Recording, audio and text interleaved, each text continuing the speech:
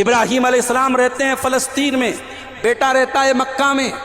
ابراہیم بیٹے سے ملنے کے لیے جاتے ہیں، بیٹا گھر پہ موجود نہیں ہے، بہو ملتی ہے۔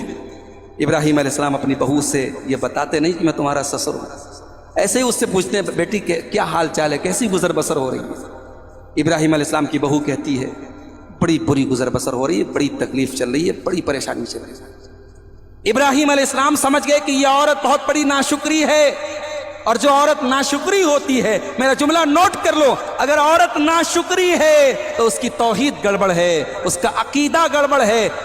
پکے عقیدے والی اور پکی توحید والی عورت کبھی ناشکری نہیں کرتی۔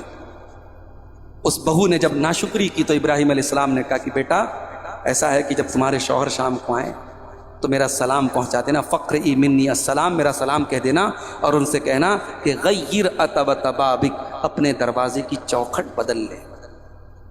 شام کو اسماعیل علیہ السلام گھر پہ آئے، بیوی نے سنایا کہ ایک بڑے میاں آئے تھے اور انہوں نے آپ کو سلام کہا ہے اور دروازے کی چوکھٹ بدلنے کو کہا ہے۔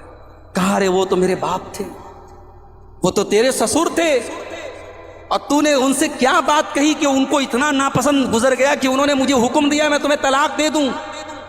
اور اسماعیل علیہ السلام نے اپنی اس بیوی کو طلاق دی۔ اب بڑا غور سے سنیے گا، تھوڑا سانس روک کے سنیے، ذرا دل پہ ہاتھ رکھ کے سنیے گا اس واقعے کو۔ بہت سے لوگوں کو یہ واقعہ سمجھ میں نہیں آتا، عورتوں کو تو بالکل سمجھ میں نہیں آتا کہ یہ کون سی بات ہو گئی کہ سسر نے کہہ دیا اور شوہر جا کے بیوی کو طلاق دے دے، اور طلاق ہو بھی گئی۔ اور سنیے، اسماعیل علیہ السلام نے دوسرا نکاح کر لیا، دوسری بیوی آ گئی۔ اب کچھ دنوں کے بعد پھر ابراہیم علیہ السلام آئے، اور اتفاق سے اس مرتبہ بھی اسماعیل نہ ملے اور یہ دوسری والی بہو ملی۔ ابراہیم علیہ السلام نے اس سے جب حال چال پوچھا تو اس بہو نے کہا کہ ہماری تو بہت اچھے سے گزر بسر ہو رہی ہے، اللہ کا شکر ہے، اللہ جس حال میں رکھے ٹھیک ہے۔ کہا بیٹا تمہارے شوہر آئے تو سلام کہہ دینا اور کہنا کہ چوکھٹ بہت اچھی ہے، چوکھٹ کو برقرار رکھے۔ اسماعیل علیہ السلام شام کو آئے، بیوی نے بتایا، کہا وہ میرے باپ تھے، تیرے سسر تھے، اور انہوں نے تیری تعریف کی اور کہا ہے کہ میں تم کو اپنے نکاح میں باقی رکھوں۔ اس واقعے سے دو سبق ملا۔ پہلا سبق یہ ملا کہ فیملی، بچے کی، بیٹے کی فیملی الگ رہ رہی ہے، تب بھی سسر یہ نہ سوچے کہ وہ تو سپریٹ رہ رہا ہے، اس کی فیملی سے مجھے کیا مطلب ہے۔ اگر بیٹے کے پریوار میں کوئی تکلیف ہے، کوئی معاملہ ہے، تو سپریٹ رہنے کے باوجود، الگ رہنے کے باوجود سسر کی ذمہ داری ہے، باپ کی ذمہ داری ہے کہ وہ اپنے بیٹے اور بہو کے حالات پر نظر رکھے۔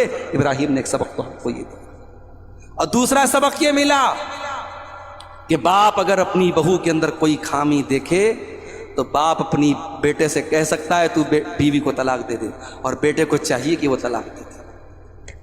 اب مجھے نہیں پتا کہ شاہ پور مولانی والے دوبارہ ہم کو بلائیں گے کہ نہیں بلائیں گے، مولوی صاحب بہت خطرناک بات بول کے گئے، عورتیں ناراض ہو جائیں گی۔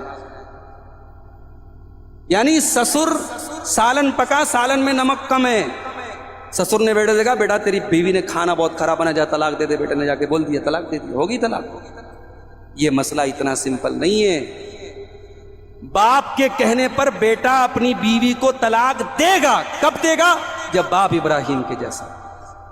ہر باپ پر یہ مسئلہ لاگو نہیں ہوگا، ورنہ نکاح کم ہوں گے، طلاق زیادہ ہوں گی۔ پتہ لگا کہ ساس نے کوئی حکم دیا، بہو نے نہیں مانا، جب طلاق طلاق طلاق، تو یہ کھلواڑ تھوڑی ہے میرے بھائی۔ ابراہیم علیہ السلام ایک پیغمبر تھے، جہاں دیدہ آدمی تھے، تجربے کار تھے، صاحب فراست تھے۔ انہوں نے اندازہ کر لیا کہ یہ لڑکی میرے گھر کی بہو بننے کے لائق نہیں ہے۔ جس لڑکی نے ایک اجنبی، ایک غیر کے سامنے اپنے گھر کی پول کھول دی اور کہہ دیا کہ ہماری گزر بسر اچھی نہیں ہو رہی ہے، وہ کیا میرے بیٹے کی بیوی بنے گی؟ اس لیے انہوں نے کہا طلاق دے۔ اور ایک نقطہ یہ بھی ملا کہ عورت دروازے کی چوکھٹ ہوتی ہے۔ کسی گھر میں داخل ہونا ہے، دروازے کی چوکھٹ کے بغیر آپ گھر میں داخل نہیں ہو سکتے۔ اس لیے گھر کو اچھا بنانا ہے تو دروازے کی چوکھٹ کو مضبوط اور اچھا بنانا ضروری ہے۔ اگر چوکھٹ خراب ہو جائے تو گھر کی انٹری ہی خراب ہو جائے گی۔ اس سے پتہ یہ چلا کہ عورت گھر کا سب سے قیمتی اثاثہ ہے۔ جس گھر کی عورتیں خراب ہو جائیں، جس گھر کی عورتیں بدچلن ہو جائیں، جس گھر کی عورتیں بے حیا ہو جائیں، جس گھر کی عورتیں بے دین ہو جائیں، جس گھر کی عورتیں بدتمیز ہو جائیں، اس گھر کا جنازہ نکل جائے گا میرے بھائیوں، اس گھر میں دین کا جنازہ نکل جائے گا۔ عورت گھر کی چوکھٹ ہے۔ ابراہیم نے ہمیں یہ سبق بھی دیا کہ اپنے بچوں کے الگ ہونے کے بعد بھی بیٹا اپنے ماں باپ کی خیر خیریت لیتا رہے، ان کی ضرورت پوری کرتا رہے، اور ماں باپ بھی اپنے بچے پر نظر رکھیں۔ الگ ہونے کا مطلب تعلق توڑ لینا اور ناراض ہو جانا نہیں۔ اور آخری چیز بیان کر کے بات ختم کر رہا ہوں، معذرت کے ساتھ وقت زیادہ لے لیا۔ ابراہیم علیہ السلام کی زندگی سے ایک سبق یہ بھی ملتا ہے میرے بھائی۔ ابراہیم علیہ السلام خانہ کعبہ بنا رہے تھے۔ اللہ نے حکم دیا کہ ابراہیم خانہ کعبہ کی عمارت کو تمہیں پھر سے ری بلڈ کرنا ہے، اس کو دوبارہ بنانا ہے۔ ابراہیم علیہ السلام اپنے بیٹے اسماعیل سے کہتے بیٹا اللہ نے حکم دیا ہے خانہ کعبہ کو دوبارہ بنانے کا، تو میرا ساتھ دے گا؟ بیٹے نے کہا بالکل ابا جان میں آپ کا ساتھ دوں گا۔ اور خانہ کعبہ کی اینٹیں رکھی جانے لگی۔ خانہ کعبہ کے نشانوں کے اوپر وہ عمارت جس کو آج ہم دیکھ رہے ہیں، شاندار عمارت، اس کو آدم علیہ السلام کے دور میں ہی بنایا گیا تھا، اور وقت اور حالات کے تحت یہ عمارت مندمل ہو گئی تھی، مٹ گئی تھی، اس کو دوبارہ پھر سے کھڑا کیا ابراہیم علیہ السلام۔ اور جب یہ دونوں باپ بیٹے خانہ کعبہ بنا رہے تھے تو ان کی زبان پر ایک دعا تھی میرے بھائی، اور وہ دعا کیا تھی؟ ربنا وَإِذْ يَرْفَعُ إِبْرَاهِيمُ الْقَوَاعِدَ مِنَ الْبَيْتِ وَإِسْمَاعِيلُ رَبَّنَا تَقَبَّلْ مِنَّا إِنَّكَ أَنْتَ السَّمِيعُ الْعَلِيمُ۔ دونوں باپ بیٹے خانہ کعبہ کو بنا رہے تھے اور یہ دعا کرتے چلے جا رہے تھے، اے اللہ ہمارے اس عمل کو تو قبول فرما لے، اے اللہ تو دلوں کا حال جاننے والا اور سب کچھ سننے والا ہے، اے اللہ ہمارے اس عمل کو قبول فرما لے۔